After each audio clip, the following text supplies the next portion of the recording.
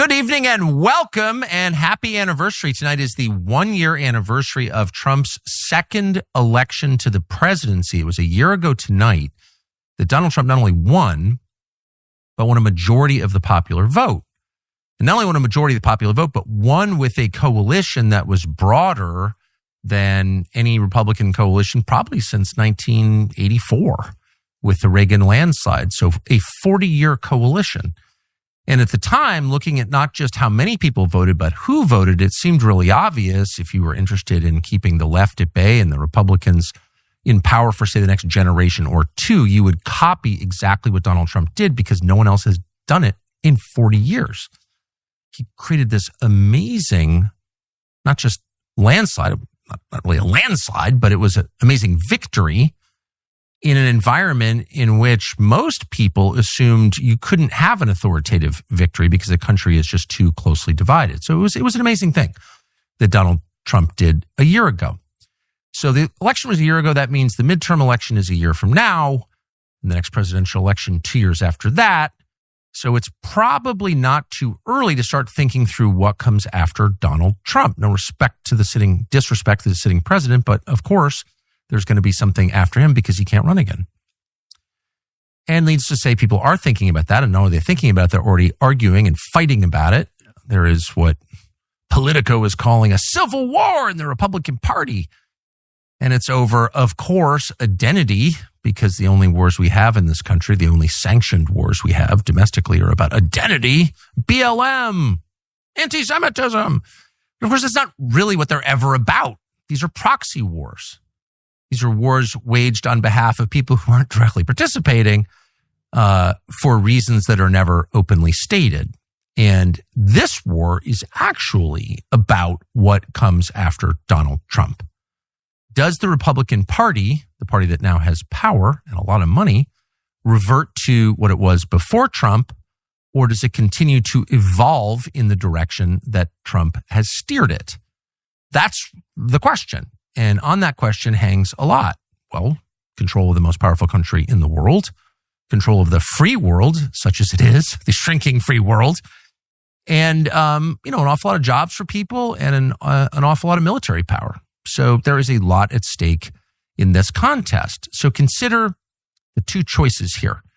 You can go with the Republican Party as it was, which is basically neoconservative foreign policy, libertarian economic policy, the Republican Party of the think tanks in Washington, of the Wall Street Journal editorial page, of all the deep thinkers in the Republican Party, deep thinkers in the Republican Party, deep thinkers, the ones who are always invoking, the same three Reagan quotes and quoting Tocqueville incorrectly and, doing their little, we're erudite impression. Or does it continue to become what it is currently becoming, which is the party of Donald Trump? Well, what is that? What is MAGA exactly? How do you make America great again? Well, Donald Trump, in his sort of signature way, which is to say never quite spelling everything all the way out, because he's not very ideological, but instead sort of leading by implication and by action, the position of Donald Trump in the last election was America first.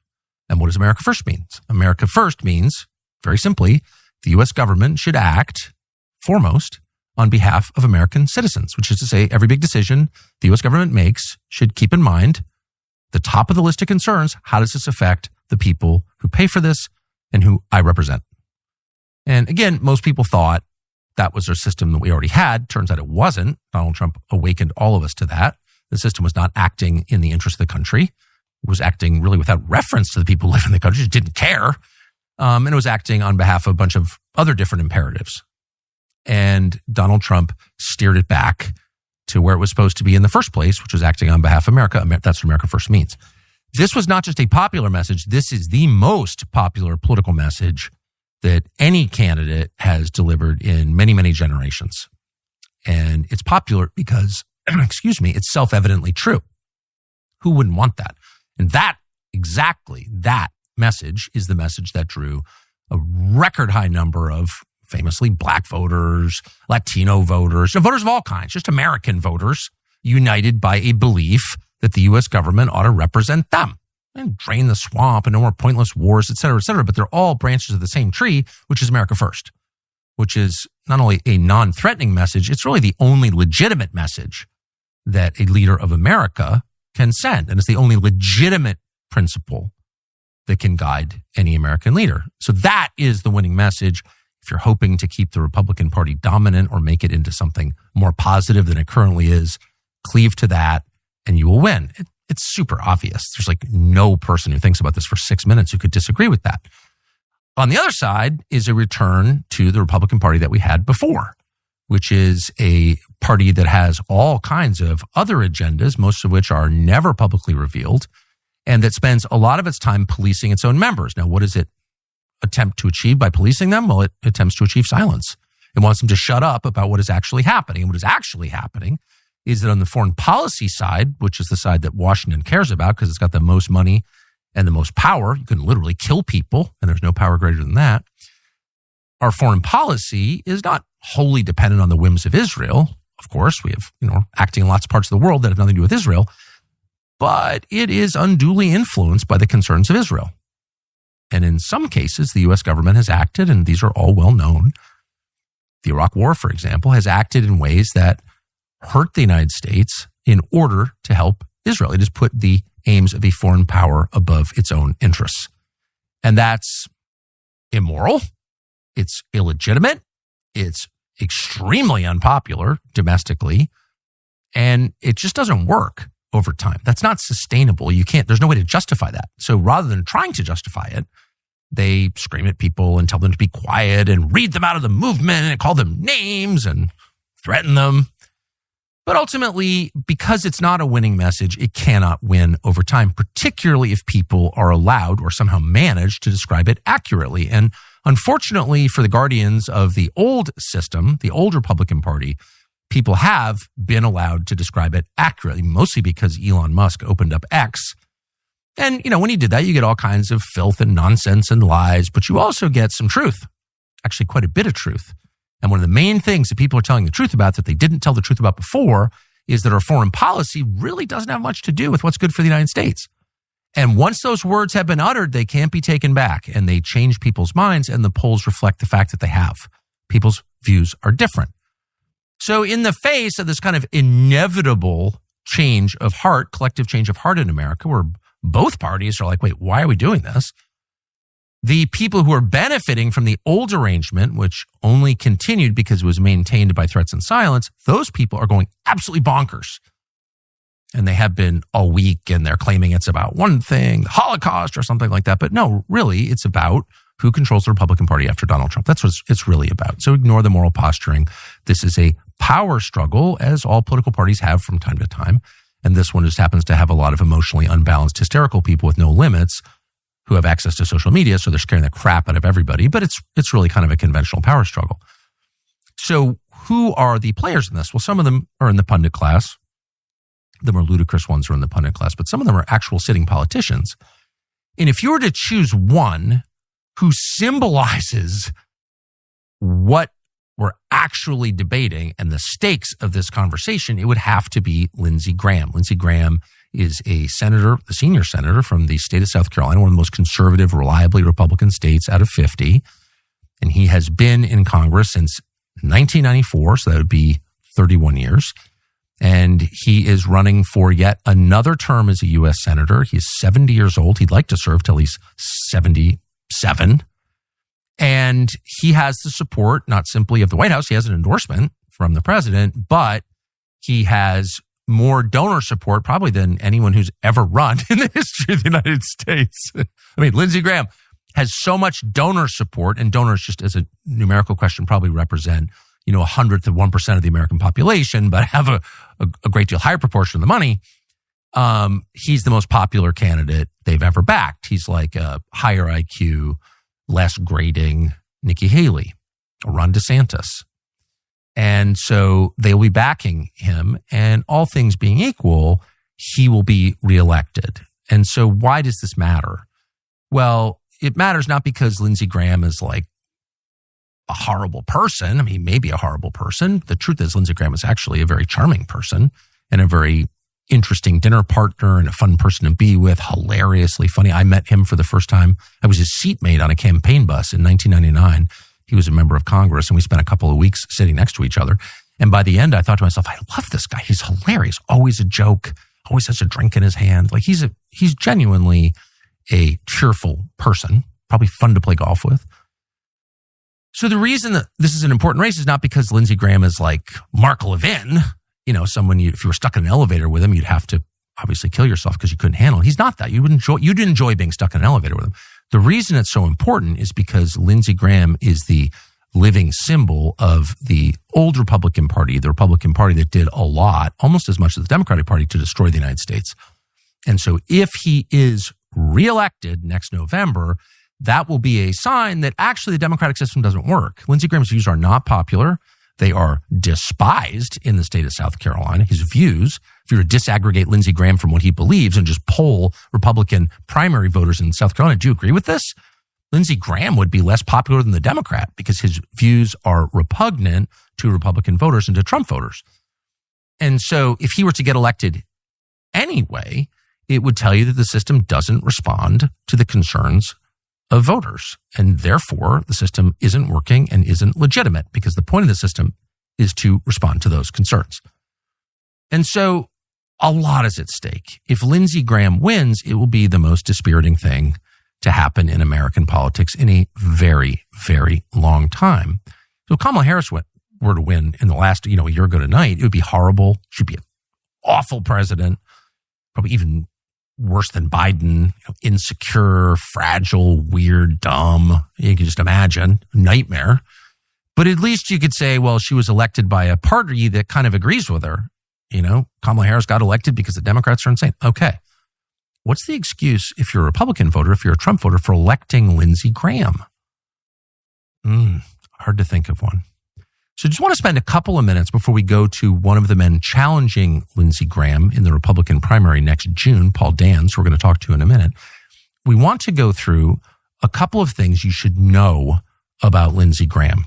So if Graham gets reelected, it'll be because the true Lindsey Graham, his record, his views, his priorities, his dark impulses are all lost in the haze of propaganda that surrounds him, and people only know him through the political ads that his donors paid for.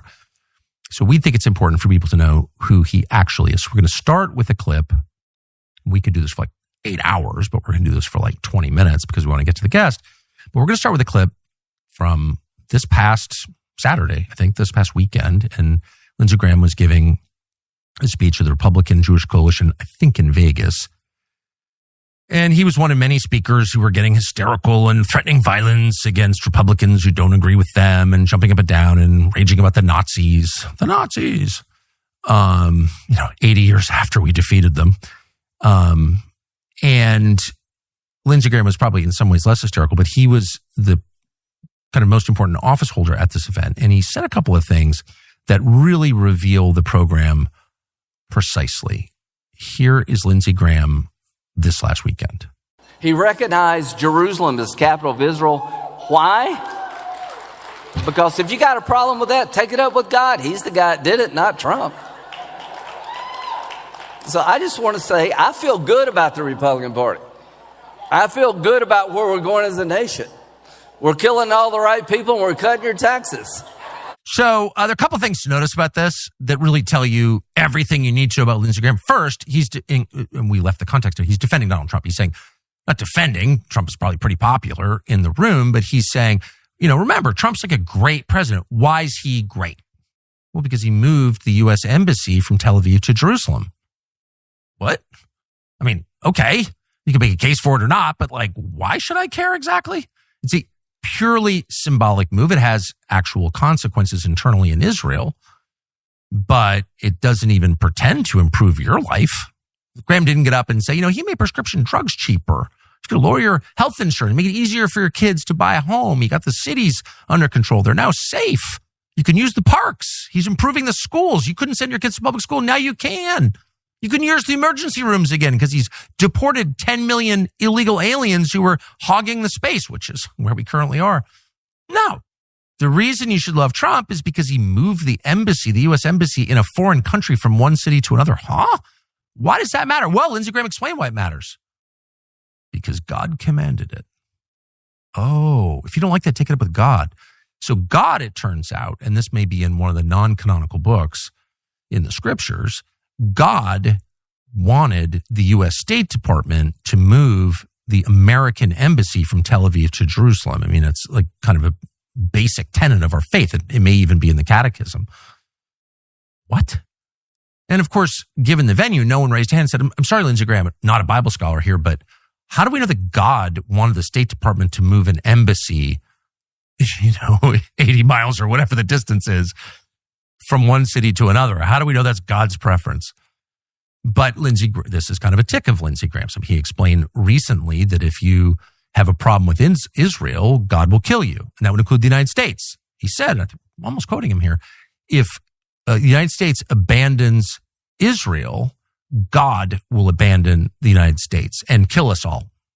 We'll die if we don't support, as he calls it, Israel. Israel. This is the Mike Huckabee pronunciation, Israel, which may be some kind of like dog whistle meant to telegraph that like I'm really on your side. It may be like the Kyiv rather than Kiev. When you call it Israel, it's like, yeah, I got it. We're on the same page. But anyway, so the first thing we learn is the most important fact to know about Trump. The reason you should love him is because he supports Israel. Second is God demands whatever sort of like policy of the moment is God's will. Lindsey Graham, who like just guessing, probably not a Bible scholar. And if he is, he's skipping over certain parts of the book. Excuse me. And the third thing to learn, and this really is the heart of Lindsey Graham, is that the Republican Party is doing what you voted for us to do. And that is, and I'm quoting now, cutting your taxes and killing all the right people. So that's the perfect distillation. Lindsey Graham is clever. He's hardly a genius. He's not like a philosopher or anything, but he has summed up the Republican Party that Donald Trump overthrew more precisely than any person I've ever heard in my life. Cutting your taxes and killing all the right people. Because that really is the crispest way to describe the marriage of libertarian economics and neocon foreign policy. Cutting taxes and killing. And if you think about it, who'd want to be associated with that? Not an argument for higher taxes. Higher taxes can be bad. But cutting taxes is not a virtue in itself. The point is, if people are overburdened by the tax system, if it's hurting them, and we're not getting a lot out of it, if it's growing like, some completely impenetrable democracy that's hurting the country, which it is, by the way, then of course you want to cut taxes, I guess, to starve the cancer or whatever. You can make the argument. But cutting taxes itself is hardly a virtue. It's a contextual matter. Sometimes it is, sometimes it isn't. It totally depends. But in Lindsey Graham's simplistic but heartfelt formulation, cutting taxes is just a positive good always. And so is killing people. Killing people. You can sum up foreign policy. Killing people. Killing the right people. No, they got to be the right people. But killing people. Killing people is just a good thing. Like it's one of those things you don't need to describe. It's like sex with your wife. It's just good. Have you killed someone today? Oh, good. You have? Okay, good. That's how he thinks of it.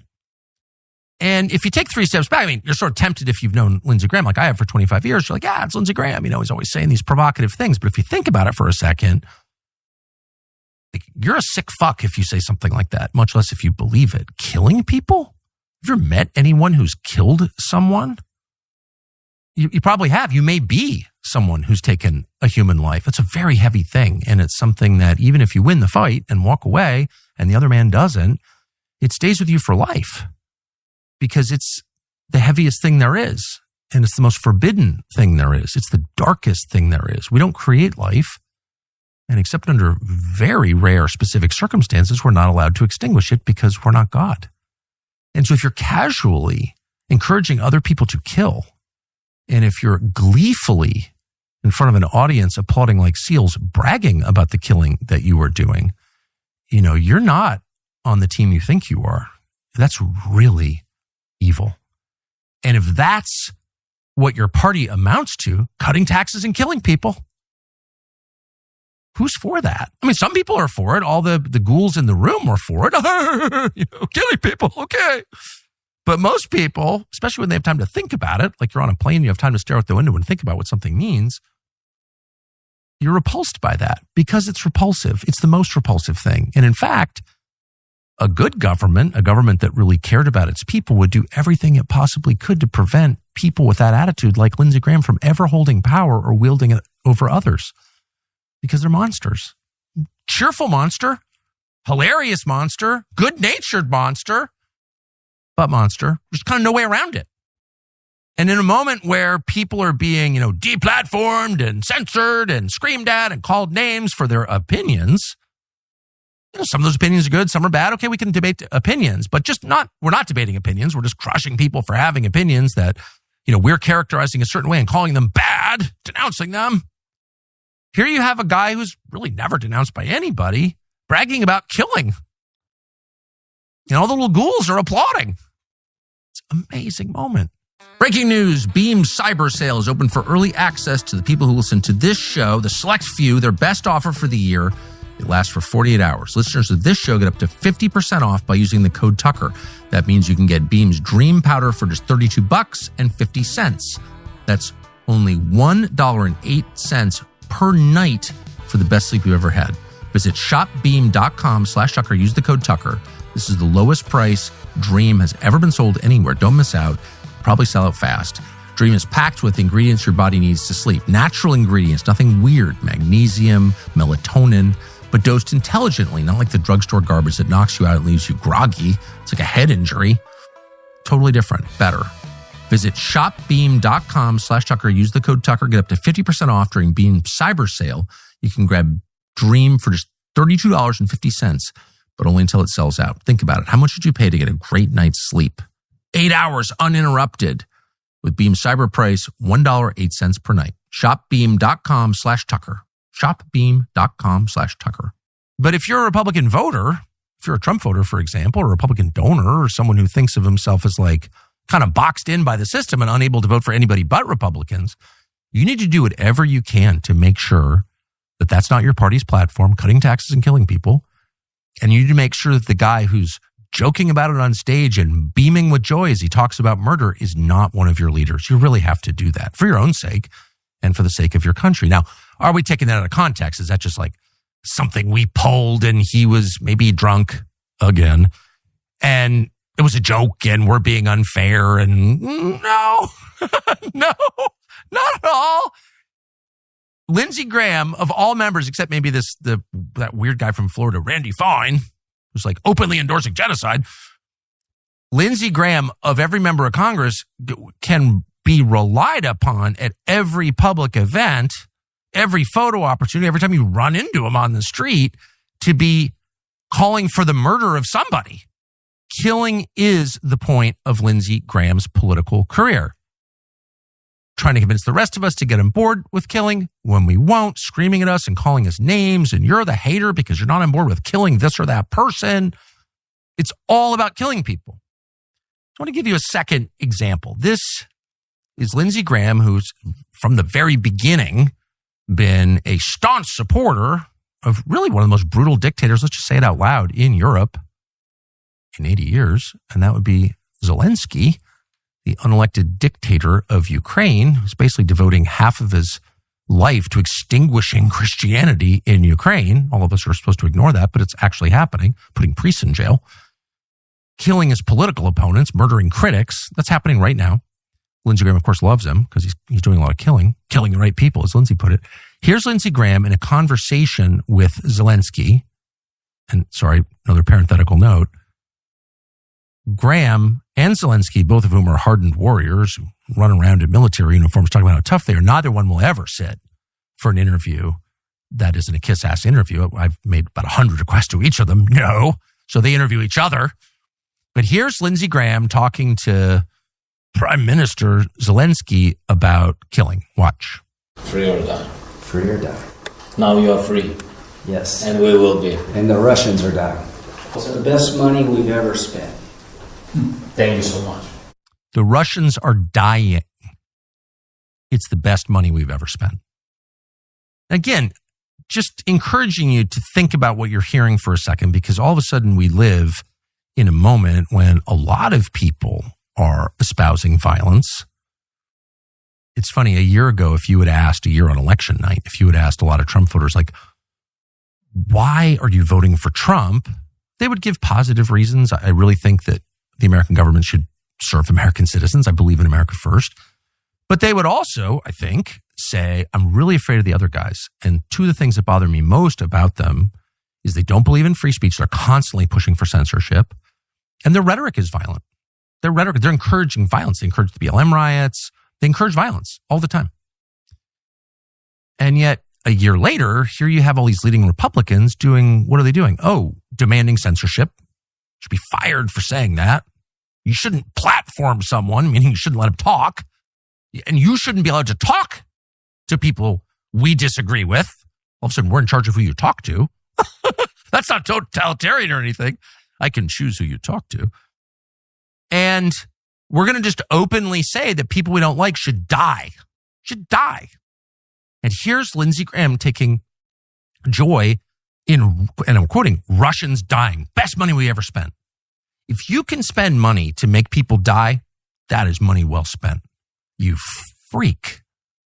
By the way, it's not, here are the 5 generals or 10 generals or list of people we think are responsible for war crimes in the Donbass. Okay. I mean, we can debate whether they are or not. Probably not, but maybe they are. And you would say, the person who committed the crime is being punished. But Lindsey Graham, who has a completely non-Western understanding of justice, is saying, because they are in this group, they must die. So that's the distinction. And this is the actual fight. It's a fight between people who understand justice the way that Christians understand justice, which is on an individual basis. We punish the guilty. We punish the person for committing the crime. We don't punish his kids, people who share the same last name or live down the street from him or look like him or are somehow related to him, speak the same language as him, because they didn't do anything wrong.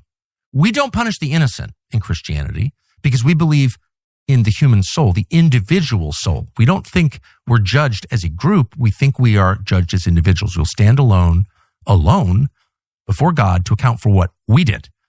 Not for what our kids did, not for what our grandparents did, not for what our neighbors did or our countrymen did or our leaders did, but for what we did. And that is the basis of Western justice. And it's being abandoned. And without a fight, because people don't understand what is happening. But make no mistake, the attitude that you just heard from Lindsey Graham is an Eastern understanding, a non-Christian understanding of justice. The Russians. What does that mean? What Russians? Just Russians. They're dying. Best money we ever spent.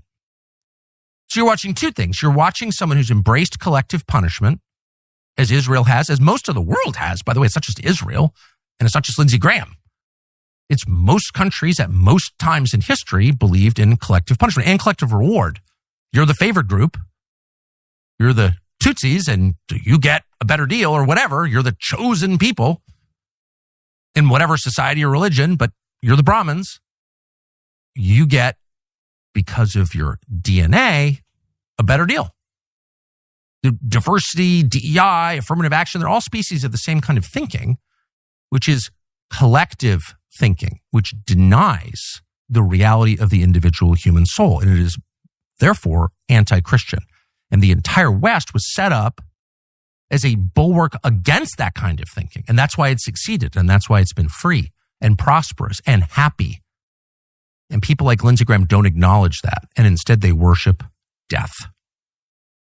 And he has, as noted, a long career of doing this. This is not a conservative principle. This is not a Christian principle. This is a left-wing, atheist, agnostic at best principle. This is the I am God. I'll kill whom I want, when I want principle. And it's been on display his whole life. On January 6th, Lindsey Graham said to a Capitol Hill police officer, "You guys have guns. Why don't you shoot them all in the head? I wish you had." Shoot them all in the head? These aren't Russians. These are Americans. These are like 60-year-old ladies with pocket constitutions in their handbags and diabetes and bad knees who thought their election was stolen from them because they believe in the system. And so they marched on the Capitol. They didn't know at the time that there were like 230 FBI, whatever they were, agents, provocateurs that the whole thing was managed. Some of us sensed that immediately. Lindsey Graham could find out. Maybe he has. He doesn't care. Those people, in some cases, lured into this trap, allowed into the Capitol by security. That's on videotape. We're not guessing. Those people should be executed because what? They made him scared? And he was scared on 9/11. Talk to his colleagues. I have. Lindsey Graham was terrified. Lindsey Graham is a physical coward. Of course he is. All the chicken hawks are. That's why they don't fight the wars, but they're also victims in this. When you call for the deaths of others, when you regard other people's lives as meaningless, when you think it's the best use of federal tax dollars to murder them, as he does, you become more afraid for your own life. It's always true. Dictators are always paranoid and afraid. They're never brave, ever. And Lindsey Graham is no different. Shoot them in the face. So the idea that Lindsey Graham is a conservative, with the caveat that, like, who even knows what a conservative is now? Conservative? Is Mark Levin a conservative? Is Dave Rubin, whoever that is he conservative? Okay, I guess. I mean, whatever. But if those are the people, Ted Cruz, conservative? I don't know, let's take a close look at Ted Cruz's life. What's conservative about it? Let's take a close look at Lindsey Graham's life. Is that conservative? And what's the reference point for that? What do you even mean? People like that have a completely different set of values on the deepest level, not on a surface level. We're not arguing here about tax rates, and whether we should allow reimportation of prescription drugs. I mean, this is not a policy debate. This is a debate that flows from deepest level convictions, from foundational beliefs, and that is evident in the way that people live. If I took a microscope to your life, what would I find? And in the case of almost every single warmonger, you find chaos and sadness and alienation and weird behavior and abusiveness and alcoholism. It's like they're a disaster. And so they're projecting outward the hate that they feel on, in some cases, entire populations, and increasingly on the American population. So when you think of like a conservative as, buttoned down and has his act together and is committed to his family and his grandchildren, it's like, this is not that conservative. So are they conservative? Who knows what they are? But the point is, Lindsey Graham has sided with the Democratic Party from his earliest days in the Congress. I mean, this is literally the guy who convinced John McCain to turn over the ridiculous Russiagate, the original Russiagate private investigator / intel agency files about Donald Trump, the P-tape and the rest, to turn that over to the FBI as if it was real. Lindsey Graham believed that the 2020 election, or the 2016 election, was controlled by Russia. There was never any evidence for that at all. But he believed it. He said it. He believed Trump was a Russian agent. How did he wind up in the inner circle? I mean, God knows what's actually going on. But the point is, if that's the future of the Republican Party, it's going to be a very small party. And it's going to be a small party where like the worst people in the world are all like clustered together, jock sniffing, yelling at each other. Who knows what they do? But if you wonder like who Lindsey Graham actually is, what his gut instincts are, take a look at his first reaction to the death of George Floyd. And in case you don't remember that story, it was Memorial Day 2020. This convicted armed robber, home invader, drug addict, former porn star tries to pass a counterfeit bill in a convenience store, like this poor convenience store owners in Minneapolis, and gets arrested for it and then promptly dies of a drug OD. That was all pretty obvious from day one, actually, but that wasn't Lindsey Graham's view at all. Here's what Lindsey Graham said about George Floyd. The topic for the country is what to do after the death of Mr. Floyd, and what does the death of Mr. Floyd mean? Well, it's a long overdue wake-up call to the country that there are too many of these cases where African-American men die in police custody under fairly brutal circumstances. Mr. Floyd's case is outrageous on its face, but I think it speaks to a broader issue. I think this committee has the potential to reinforce things in society that will lead to better policing. And hopefully one day, if you're a young black man and the cops pull up behind you, you'll be wondering if you were going too fast rather than you're going to get beat up. I mean, like, it is liberal white women like Lindsey Graham who are the real problem. I mean, here he is. What's his first instinct? By the way, that's June of 2020. That's like days after it happened. It's a congressional hearing. Kamala Harris is looking like, as a fake black person, I'm really, really concerned about what you're saying, Lindsey Graham. But he's saying exactly the same thing she would say. Exactly the same. What's the core assumption? That everything you saw on NBC News is true. The story that you were fed was absolutely true. And it was a cop problem. It wasn't George Floyd's. George Floyd had nothing to do with it. He was just like some random black guy who got pulled off the street for being black and executed, thank God, on camera so the rest of us saw it, but for being black. And this is like endemic in our society. It's like happily, every other black person in America is just like murdered by the cops, these damn white cops, making $50,000 a year. They have all the power. Yeah.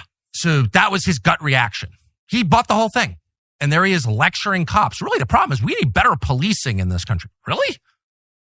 And of course, none of that turned out to be true. And, it was obvious to some of us on like day one that this was BS. It was a manufactured crisis designed to affect broad social change. It was a revolution, and it was. And it did affect broad social change. And hundreds of thousands of Americans have died of crime or drug ODs ever since because of the so-called reforms that people like Lindsey Graham screamed about, screeched about. He and the other liberal white ladies demanded that we re-educate the police because it's their fault. Imagine having that response. You know who else had that response? Nikki Haley had that response. Nikki Haley, also from South Carolina, also a crazed neocon. First thing she said, the riots happening are good for America. We need to watch what's happening and feel the pain because we deserve it. It's our fault. Really? When a convicted armed robber tries to pass a counterfeit bill at some convenience store and then dies of a fentanyl OD, it's our fault? Tell me how that works. But no one challenged her. No one challenged him. They immediately joined the chorus of the worst people in the world whose first instinct was to blame the people who did nothing wrong, in this case, the cops.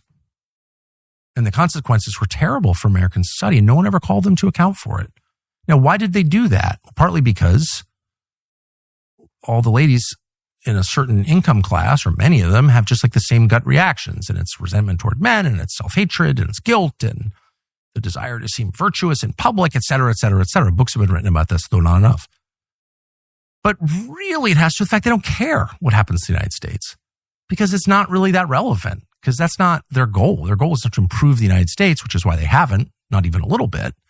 Their goal is to be power players in global politics because it makes them feel strong, to kill people because you get a real electric charge from that, and to serve the interests of Israel. Oh, it's an anti-Semitic slur. No, it's what they say out loud all the time. Here's Lindsey Graham. It's an amazing clip. No one even noticed this. Watch this. This is Lindsey Graham describing his personal travel schedule and how often he's in Israel. Watch this. Well, this is my fifth visit, I think, since October the 7th. Mm-hmm.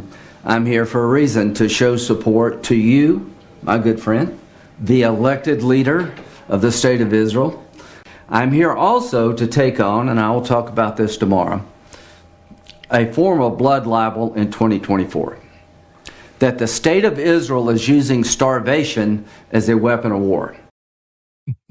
It's like an infomercial. It's like a badly shot infomercial for like prostate health cures or something. Super Beats or something. Like, stand there. Well, Dr. So-and-so, it's like, it's unbelievable. He is doing PR for a foreign country. And even Netanyahu, he's a prime minister of another country, not our country, another country, looks a little bit embarrassed. Like, who is this weird kind of fawning guy? Is he going to touch my chest? I'm uncomfortable. You can feel that. But the whole point of Lindsey Graham being there, because he tells us is the point, is to defend Israel from unfair criticism on the internet. Is that his job as a U.S. senator? To be unpaid, and we're guessing about the unpaid part, but I do sense he'd do it for free, to be a PR shill for a foreign prime minister, not even really the nation, another politician who's not an American. What the hell is going on? And then he just admits out loud This is my 5th trip to Israel since October 7th. 5th trip. Huh. So this was in March. So that's 5 months after October 7th. This is in March of 2024.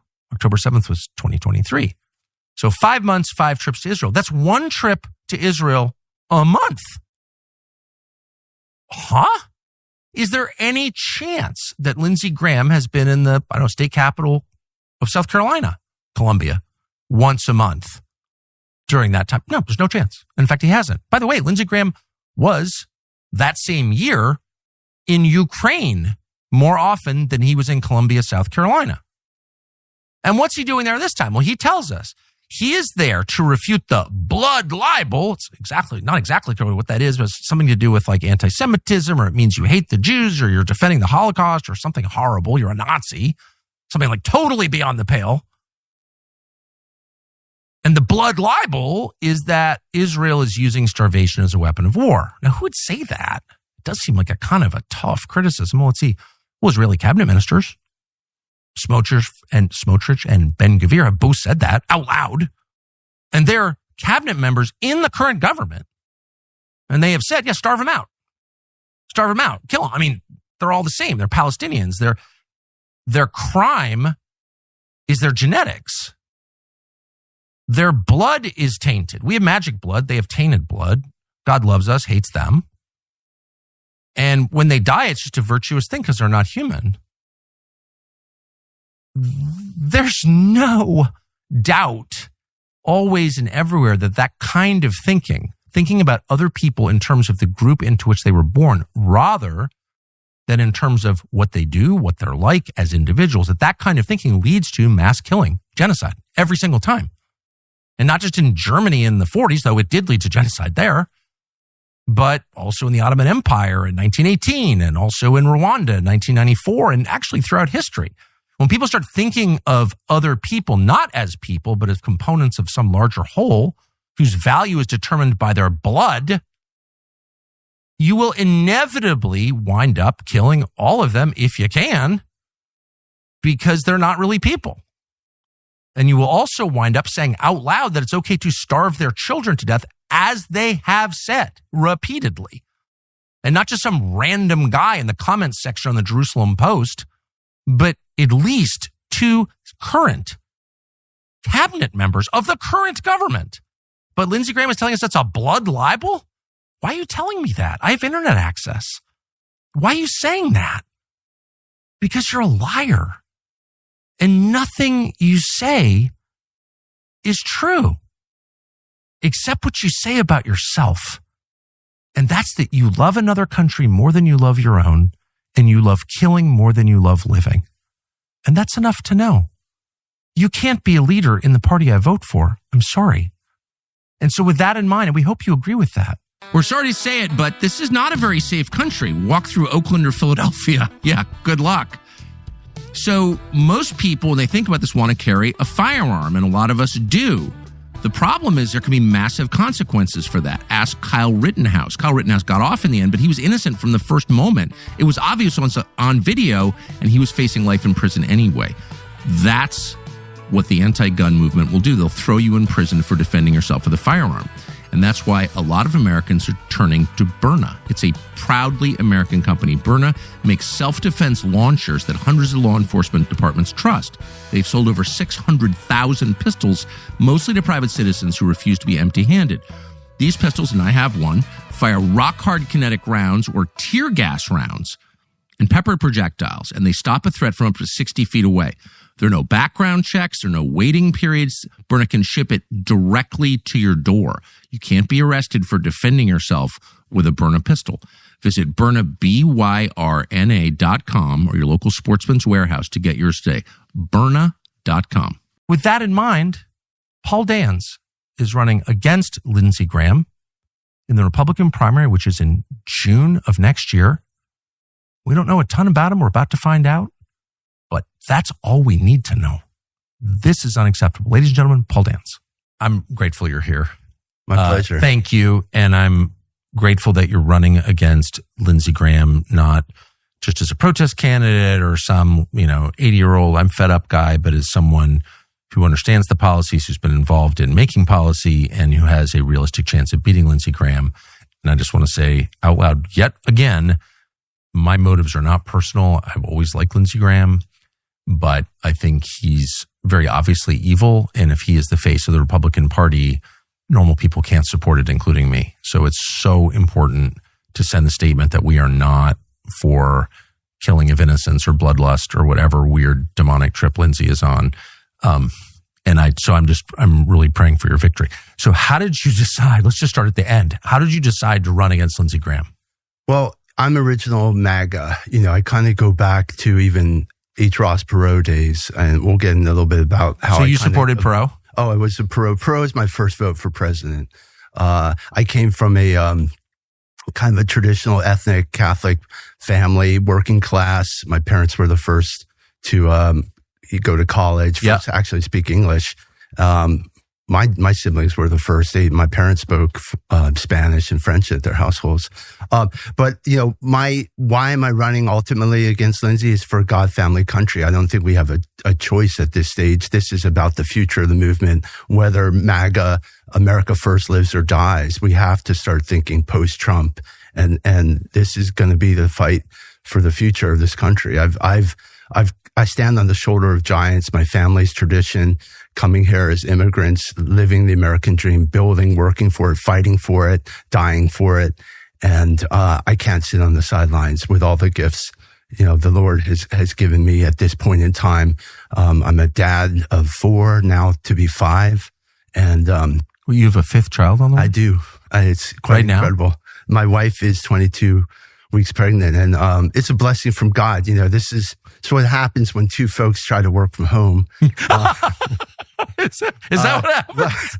I wish I had 5. I'm envious. No, my wife's a famous ballerina, and so you can imagine she does her workouts at home and everything like that. But I've been very supportive of her business, and I was working in the trenches, if you will, for the last 7 years really with the Trump admin. I was the architect of Project 2025, and right now, this is, I believe God has a plan for us all, and this is a calling, but it's also that I have the life experience. I cannot sit back and watch somebody like Lindsey Graham represent our state. No. I live God, family, country. And when you live those values, that's how you can actually make them happen in Washington. Well, that's exactly right, because it's sincere, because you're defending your religious faith, your family, and your nation. It's not theoretical. It's not an ideology. It's not a personal fetish, which I think in his case it is. If I see one more homoerotic picture of Lindsey with Ukrainian soldiers, I don't know what I'm going to do.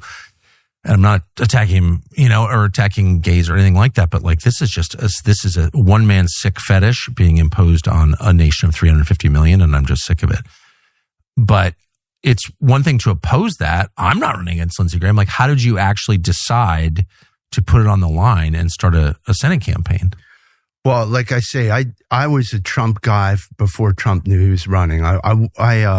And we can talk more about my family's bio because I feel that informs so much of who I am. Yeah. But, I was hoping Trump ran in 2012. Yeah. And I'm one of these guys who was kind of curious about the birthplace of a former president, if you will, which Trump was asking all those questions. I remember him going up to Vermont, to New Hampshire here, and I thought he was going to announce. And famously, he called on for the birth certificate. But Trump was a disruptor. So you saw Trump even then in 2011-12 as a potential political leader. Absolutely. My dad's family came up from a cold water flat in New York City, and my grandparents built that city. They were emigres. They were born in the U.S., but their parents weren't. And to see that city grow, my grandfather was at sea for 40 years as a Marine, a merchant Marine, and My grandmother was an interpreter. She spoke 8 languages in the city. But the malaise that happened in the 1970s, they never thought would change. And then it did change with Rudy Giuliani and Trump and this a belief that we could rebuild in America. And so I knew of Trump long before that, just from hearing the stories of my grandparents about, facing being mugged on the subway and all how the city had slid down, and finally people were digging out New York. And he's famous for the Wallman rink there. Yes. But it's emblematic of somebody who basically comes in and reorders the system, and who kind of is a strong man in a way as a mayor, or somebody who can actually come in and get things done when bureaucrats are running around doing nothing. Exactly. It's funny that you saw that so early. I didn't at all. And when Trump called me in 2015 to say he was running, I knew him, of course. I always liked him, but I said, I laughed at him because I didn't get it at all. And I didn't take it seriously at all. I mean, I soon changed my views, but it's interesting that you saw it so early. Well, like I say, we graduated. My, if we can go back to kind of how I evolved as to be like a Republican, my family, Dan's is Spanish, is Gallego, and my grandparents were living down in the cold water flat. That means there's no hot water. This is in a tenement that they tore down. They moved my family into housing projects. And ultimately, my dad was an only child, but you can think of it almost as a Dookie Howser, a guy who was raised by his maternal grandmother because everyone was working. She was a cleaning lady. And he made it to military school, graduated college at 19, and then Columbia Medical School at 23. So he became like a leading man in medicine. He was in the Berry plan, which is the doctors draft back in the 60s. They needed doctors for the military. So my dad was drafted into that and did his Vietnam service in the NIH. But this was, at the time my grandfather was at sea. And this is when New York was really its top mercantile existence, where there were actually factories in New York City. He was later on the Murmansk run, which is the famous convoys in the North Atlantic, and Grandpa was in the engine room, which, this is, if you want a definition of what a man is, because I know our culture struggles to define a woman, but you can imagine somebody like Popeye. I think my grandparents literally looked like Popeye in olive oil, but he literally had a tattoo on his forearm. But these were the people who were just brave and did it, and he went to sea in World War II. Nazi torpedoes sunk in his boat. These guys, when they came home, the Merchant Marines, these were hardscrabble people. They didn't even get veterans benefits. So my family tradition is kind of like giving everything for this country and getting kicked in the teeth for it, and then coming and loving it even more.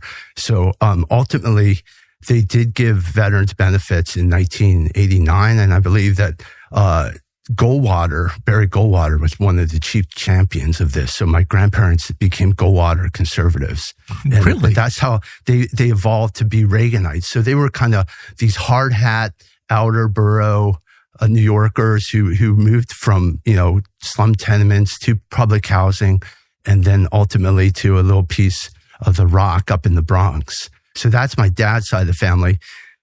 And, my mom's side is even more, maybe not more patriotic, but the same sort of crew that came from working class stock. They were French Canadian immigrants. My grandfather was one of 22. That's kind of, I guess, runs in our blood. But my mom was the youngest of 8 in a town called Woonsocket. They worked in the textile Woonsocket, Rhode Island. Woonsocket, Rhode Island. Textile mill workers, right? And these guys were the mechanical geniuses. 5 of her brothers went off, fought World War II. Their first language was French. Yeah. So they actually went behind enemy lines. They cut the supply lines. They landed on D-Day. And these were the simple guys who kind of came back to the machine shops and stuff, here to only see the factory town move abroad in the 1990s. It's the story of all New England. The French, the Arcadians coming down to staff the factories and then just getting marooned. Yeah, it's the story of all over this country, Yeah. And we had moved around. Like I say, my dad was in the military. I know Lindsey's team likes to tag me as a New Englander, But I lived in Boston for all of 2 months when I was a baby. But my dad was on orders from the military. So, it's kind of like he's a Vietnam vet and we're a military family moving around. We moved to Colorado in the early 70s, and this was post-hippie Colorado. And Dad wasn't quite a social justice warrior, but it was a little closer to kind of Archie Bunker dynamic where they were, kind of questioning the Vietnam War. Dad had done his service, but there wasn't something sitting right about it. And ultimately, he stood up the first migrant health clinic and kind of because his first language was Spanish. So, as well as like VD walk-in clinics. These were, my dad revolutionized a lot of how medical care is given that we take for granted. In the old days, you only had a primary care physician. Yeah. So we came east in the bicentennial year in 1976. And that was kind of my wonder years. And I think that's what really built the whole patriotic feeling. Cause, these were, all I knew were these great, quiet men and women who sacrificed for the country. And, living in the footsteps of Mount Vernon, we came east. Dad was a health policy fellow on the Hill and got a taste of kind of public policy. And we got to go around Washington in the bicentennial year. My parents were, my mom was a chemist. She and my father were introduced by the parish priest in 1966 in Washington. So they were Kennedy-esque. They were the people who came to Washington and were not asking what their country could do for them, but what they could do for their country. So literally, I'm the spawn of two NIH scientists and very patriotic background. We, learned back in those days, we used to sing songs, patriotic songs in second grade and third grade, and kind of came up through that. Dad ultimately got recruited to Johns Hopkins, where he stood up the first ethics and medicine course. So Dad and Mom, we were very faithful Catholics and always going to church. I was an altar boy after all. But that's how we kind of grew up. K through 12 public schools. My mom went and worked in the underprivileged schools in Baltimore. And I went to MIT. I was recruited to go to MIT, and there I kind of encountered the first taste of globalism and what was happening, and this kind of struggle to hold on to your working class valued roots in your family in the face of kind of what they're telling you, a more global picture, and that rubbed me the wrong way, and that's how I got to H. Ross. You never fell for it at all. No, I didn't. I think I was blessed with great parents. I really respected Mom and Dad. And ultimately, I think when you look at a politician, you should have a right to value that person, say that person could be a role model. I struggle in life, but I was blessed with the right direction early on. And I know a lot of people haven't been in those situations, have to overcome things. I certainly overcame a lot in my childhood as well. But the grounding that you get and those values carry you for the rest of your life. And I didn't fall for it. And I saw, my twin brother, identical twin, Tom, went to Brown. So he's going to Brown at the same time I'm going at MIT. And I'm hearing about this kind of, this is where they incubated cultural Marxism, okay? My two sisters both went to Princeton. So we were like this kind of family of nerds, right? That my dad was a professor, my mom was a public school teacher, and we were all about education, gifted and talented, always striving. But we began to get this dosage of cultural Marxism. What was interesting though was we came up at the end of kind of the Cold War period. So in public schools in Baltimore County, they actually were teaching Russian. And my three siblings were Russian from probably a retired CIA agent. Oh, for sure. They were, they were the last off the production line of kind of, red-blooded Americans who could speak Russian. And my parents had this, just a great ability to inculcate us with values and arts. And my mom was a pianist. She turned down the scholarship to Eastman School of Music to go to college at Trinity in Washington, first on the full scholarship. But so I never fell for it. And I felt quite the opposite. I pursued economics at MIT and then ultimately a master in urban planning. And that's where I became, if you will, a community organizer. Later on, Obama was the community organizer in chief, but that's where they were training, also starting a lot of this kind of indigenous people work and kind of questioning of American society from a social organizing sort of point of view. But to backtrack to the economics, this is at MIT in the early 90s was when they were putting up the theoretical basis for globalism. And I remember, MIT economics is probably the top in the world. That's where all the Nobelists hang their hat. And my macro econ professor Solo was literally receiving the award that year in 91, I believe it was, or 90. And he was beginning to put the theoretical underpinnings for if we moved production out of the United States, but as long as the return to capital came back to United States citizens, we would be all set.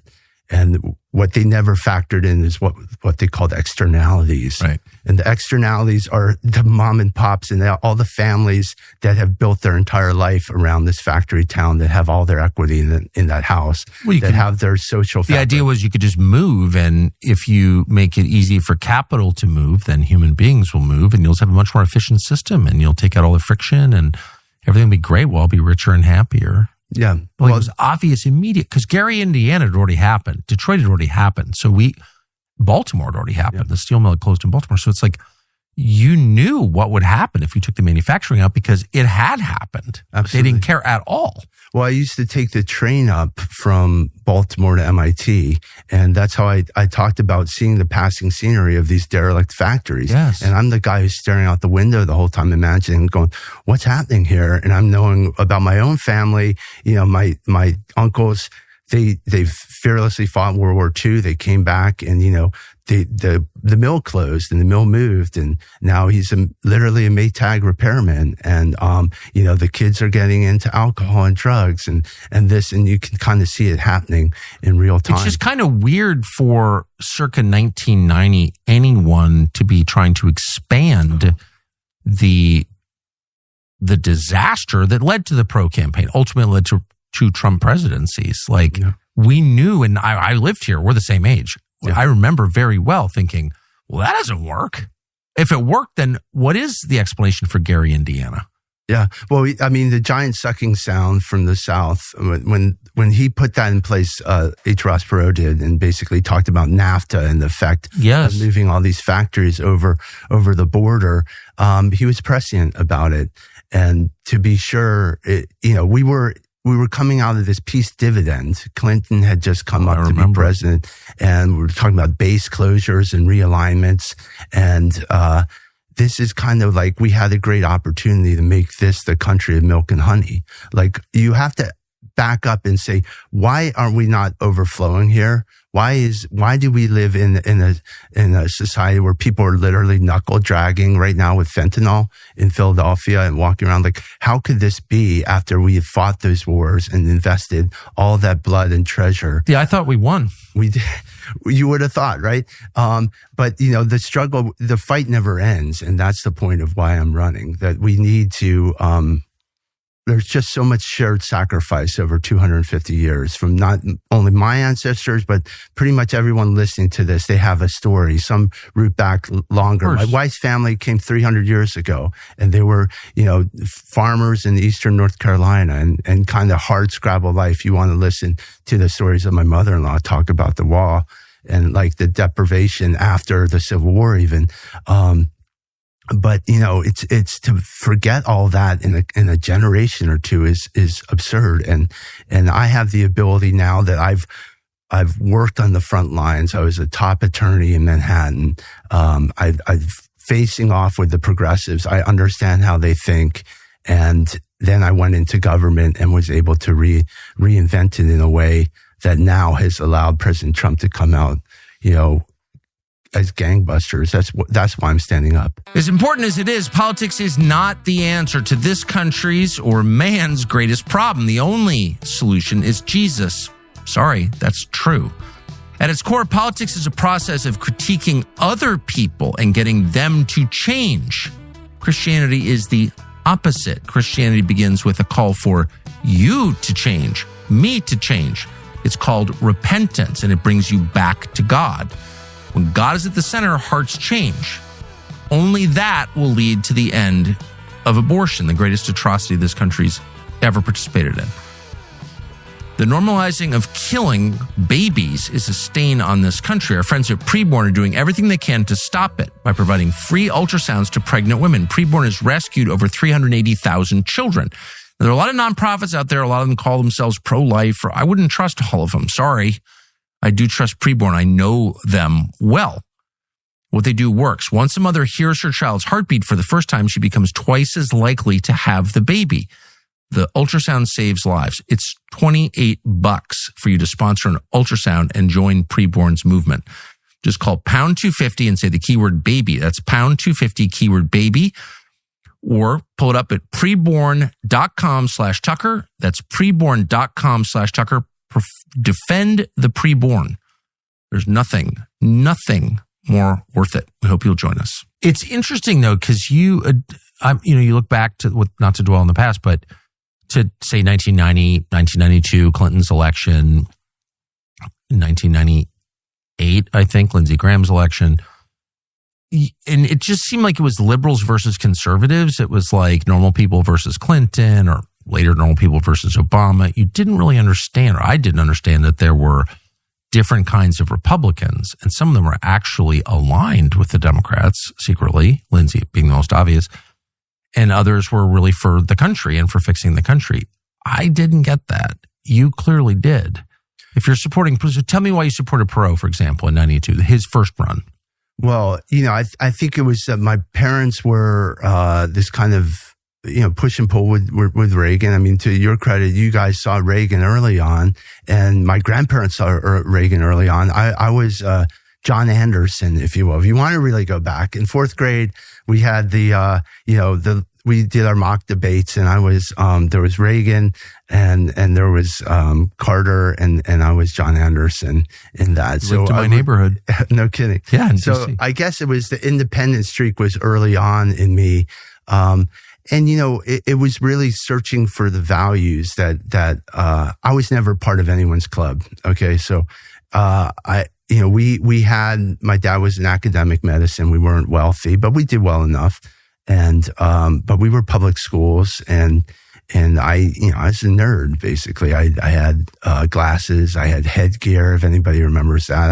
I had a tough time. I had dyslexia, and, headgear and dyslexia? Oh yeah. I had it all. Can you explain for those who are, not 56, what headgear is? Well, that was an orthodontic thing where, sure was. It was also an aesthetic thing.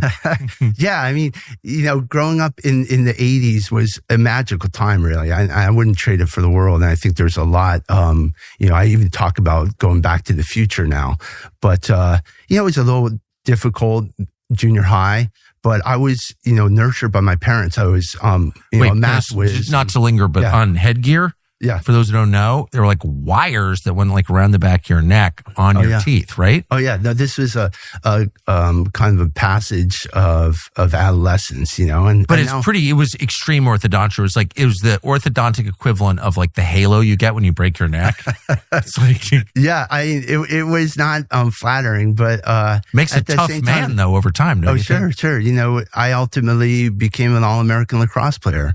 This is like we had this nurturing. I mean, the guys who ran our school system were the Korean War vets. So I really credit them in this kind of Cold War Baltimore upbringing where they were like, weak American teenagers. I remember my gym coach there in junior high talking about like, we had to do push-ups, and we had, there was like the showering and going out there and playing football and just kind of like stuff nowadays people would be like, no, that doesn't work. But they would take wrestling and they'd be like, you wrestle now in the center of the thing. And that was kind of what we were growing up with. But my principal there in public school was this quiet man, in terms of humble, a war hero. He literally didn't have use of his arm, but he was, Dr. Cato would say, he saluted excellence. His entire thing was, at Delaney, we do things just a little bit better. And he'd get on the internet, on the intercom, and basically salute every time a student really excelled. So it was merit based. It was all about excellence. It was always about pushing yourself just a little bit harder. And that's what I came up with. And that's the sort of values I think that built our country, and we need them back. Okay. But to be fair to Lindsey, if you were to ask Lindsey what makes you qualified to be a senator, he would say, well, fundamentally, I'm patriotic. I love this country. I'm from a patriotic family. I believe in the same values that founded this country. Like, he would say the same. I think any politician would say the same on certainly in the Republican Party. But what is it about Lindsey that gives you the impression he's not telling the truth about that? Well, look, he has a 32-year record. He's actually elected in 1994. So he had... Oh, was he class of 94? Wow. Yeah. He had 4 full terms in the House, and now has done 4 full terms in the Senate. And so let's break down his record here. When he came to Washington, it was $5 trillion. Now it's $38 trillion. So his entire time has been deficit spending without any regard for this debt. He also... he has marked with these endless wars. Everything he's supported from, Afghanistan, Iraq, Syria, Libya, you name it, he wants to invade it and bomb it. And then just this last couple of weeks, obviously Venezuela and Iran before that. So, this notion of patriotism for him only runs towards kinetic fighting abroad. And then we have to ask, what is the purpose of that? Because every time we extend ourselves abroad, we are necessarily diminishing our ability to build this city on the hill back home. And well, yeah, he's never, championed any of these things. Like, here I have this life experience where my parents were NIH scientists. I was at my mother's deathbed when she died of cancer, breast cancer at 65.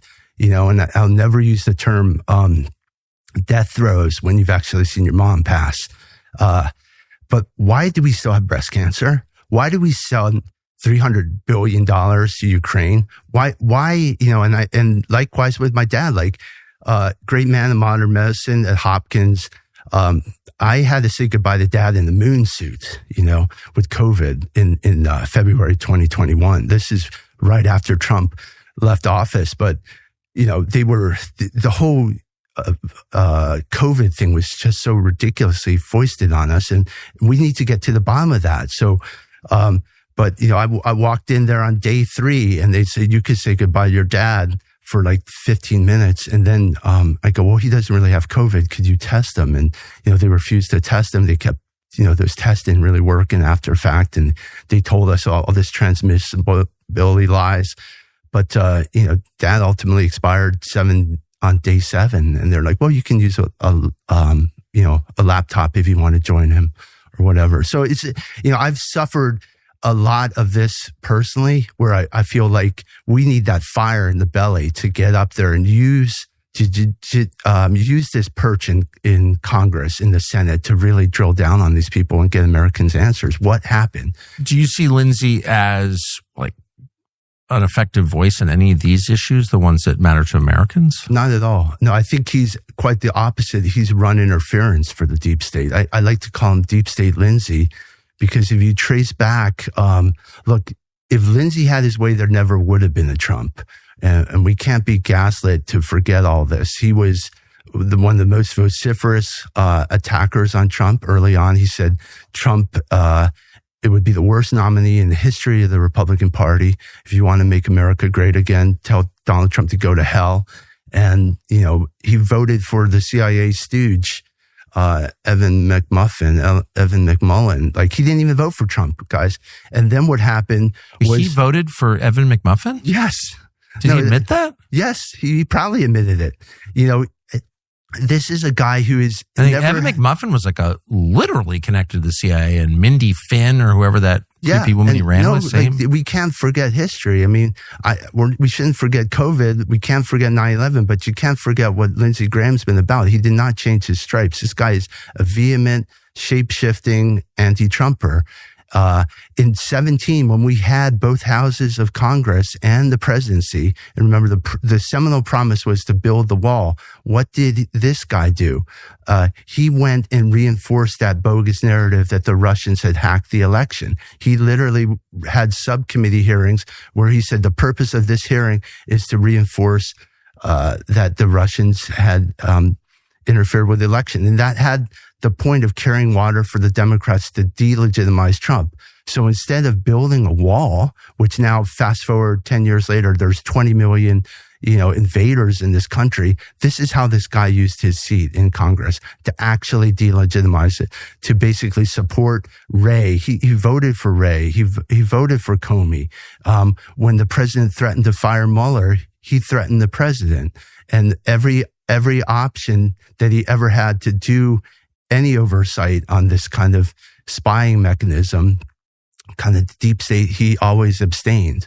So, even you see a great thing where he was chairman of the Judiciary Committee in 19 and 20, and Maria Bartiromo was asking repeatedly, when are you going to issue subpoenas? When are you going to get to the bottom of this? And he said, I will send a strongly worded letter when they're wrapped on their investigation. So it never happened. And, this is a guy who's basically running interference for the other side. Well, he is. Pure Talk customers are proud of their wireless company. Think about that. You never hear anyone with Verizon or AT&T say, I'm really proud to use Verizon or AT&T. No, they're a little embarrassed.